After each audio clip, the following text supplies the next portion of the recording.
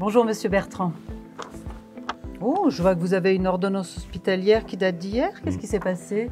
Bonjour. Oh, ça va pas trop, je sors tout juste de l'hôpital, on m'a encore trouvé un truc nouveau. Ils m'ont donné un nouveau traitement, ils sont au moins 5 à être venus m'en parler. J'ai compris que c'était hyper important. Je vous sens bien préoccupé par ce qui s'est passé à l'hôpital. Et je vois qu'on vous a prescrit un nouveau traitement. Oui. Mais c'est surtout ce nouveau traitement qui me préoccupe. On m'a dit tellement de choses à l'hôpital, on m'a donné tellement de documents que je m'en sors plus.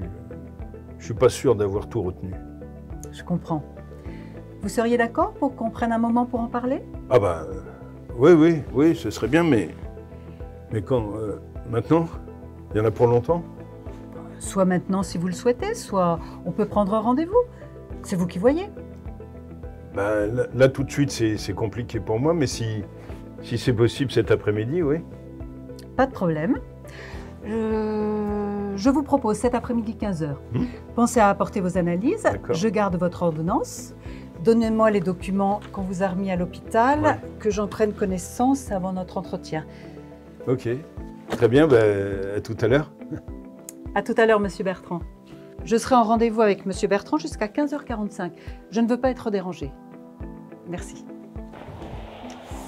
Entrez, monsieur Bertrand. Je vous remercie de me recevoir. Oh, mais je vous en prie. C'est moi qui vous remercie d'être venu. Asseyez-vous.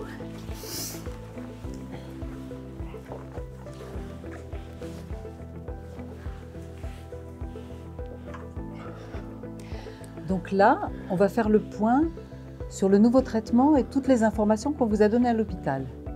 Je vous propose qu'on se donne une trentaine de minutes. C'est bon pour vous? Oui, très bien. Alors, j'ai pris connaissance de votre nouvelle ordonnance et des documents de l'hôpital. Mais je souhaiterais que vous me racontiez, vous, ce qui s'est passé. En fait, je suis allé consulter mon médecin parce que j'étais de plus en plus essoufflé. Il m'a envoyé chez le cardiologue qui a vu que j'avais un rétrécissement de la valve mitrale. Comment il a dit déjà? Une sténose, je crois. Une sténose. Et il m'a expliqué qu'il fallait changer la valve parce que le sang circulait moins bien et que je risquais d'avoir un AVC. C'est pour ça que j'ai été hospitalisé en fin de semaine dernière. C'est fou ça, il paraît que ça serait lié à la complication que j'avais fait quand j'étais petit après une grosse angine. Vous semblez surpris. Oui, parce que je pensais plus moi cette histoire, ça fait des années. Enfin si, ça m'a marqué, mais je pensais pas que ça avait pu abîmer mon cœur. Je comprends votre surprise. Donc, on vous a opéré pour changer cette valve. Oui, c'est ça, ils m'ont laissé sortir ce matin avec ce nouveau traitement. Le nouveau traitement? La coumadine. Beaucoup de gens sont venus m'en parler quand j'étais à l'hôpital. Le chirurgien, le cardiologue, des étudiants, même un pharmacien. Je ne savais pas qu'il y avait aussi des pharmaciens à l'hôpital. Effectivement. Et qu'est-ce qu'ils vous en ont dit? Alors, je ne suis pas sûr d'avoir tout retenu. J'ai compris que ce médicament permettait de fluidifier le sang et qu'on vérifiait avec des prises de sang régulièrement pour adapter la dose si besoin, si l'INR n'était pas bon. Il faut que je sois entre 2 et 3 et que je note les résultats dans le carnet et sur la carte que j'ai dans mon portefeuille. Il faut que je fasse attention parce qu'il y a beaucoup de choses qui peuvent déséquilibrer le traitement. Les médicaments, mais aussi ce que je mange. Il y a des aliments qui sont riches en vitamine K, comme les brocolis, les choux-fleurs, les choux de Bruxelles, les épinards, la laitue, même le chocolat. Tout à fait. Je vois que vous connaissez beaucoup de choses. Et que vous ont conseillé les professionnels hospitaliers pour ces aliments? Alors, en fait, j'ai cru qu'il fallait plus que j'en mange, mais le pharmacien m'a dit qu'il fallait juste manger de tout régulièrement. Qu'en pensez-vous? Je pense que je vais plus en manger. J'adore la choucroute, mais j'ai trop peur des risques. Alors, je comprends que ça vous inquiète. Est-ce que vous me permettez d'ajouter quelque chose? Oui, bien sûr, oui.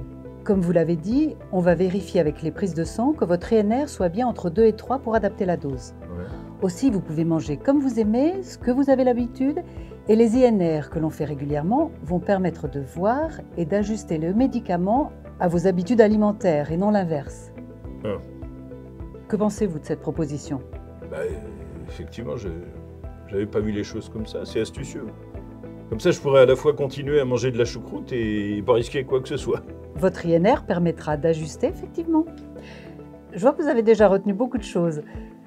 Vous m'avez dit que la cible est entre 2 et 3. Hmm. Et si votre INR est à 6, par exemple? À 6, c'est beaucoup trop. Je risque de saigner. Y a-t-il d'autres situations où vous pourriez saigner sans que l'INR soit aussi haut? Oui, si je me coupe en me rasant ou si je vais chez le dentiste. Faudra bien que je pense à le prévenir quand je vais le voir la prochaine fois. Oui, c'est important de le prévenir. Imaginons que le laboratoire vous appelle après le bilan et vous dise que l'INR est à 1. Que faites-vous? Si c'est à 1, c'est que je prends pas assez de médicaments et que je risque de faire des caillots. Et que feriez-vous dans ce cas-là? Eh ben, j'appelle tout de suite mon médecin, c'est ce qu'ils m'ont dit à l'hôpital, et s'il répond pas, je crois que j'appelle dans le service où j'ai été hospitalisé pour qu'ils me disent de combien je dois augmenter la dose. Oui, c'est exact. Et parfois, quand il y a quelque chose de nouveau, on peut oublier. Alors, qu'est-ce que vous feriez si vous oubliez de le prendre? Je peux le prendre jusqu'à minuit, sinon j'attends la prise du lendemain. Mais ça m'inquiète pas trop parce que j'ai déjà d'autres traitements à prendre le soir. Alors, généralement, je prépare tous les médicaments quand je mets la table pour le repas du soir. Cet horaire convient à vos habitudes. Vous avez mis en place une organisation où, lorsque vous mettez le couvert, vous préparez les médicaments à prendre afin de ne pas les oublier. Vous savez, il est conseillé de prendre ce traitement régulièrement à la même heure. Ce sera le cas pour vous? Oui. On passe tous les jours à table pour le journal de 20h, donc il n'y a pas de problème. Eh bien, vous avez trouvé toutes les astuces. C'est parfait.